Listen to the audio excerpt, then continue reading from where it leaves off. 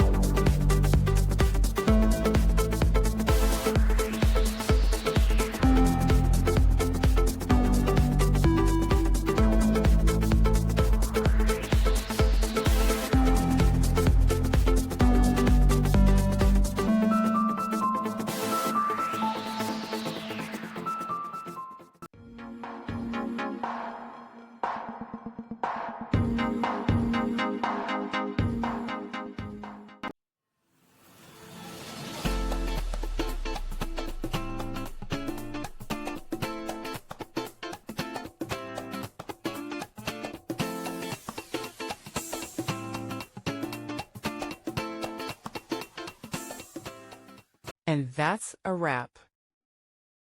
I hope you found the answer you were looking for.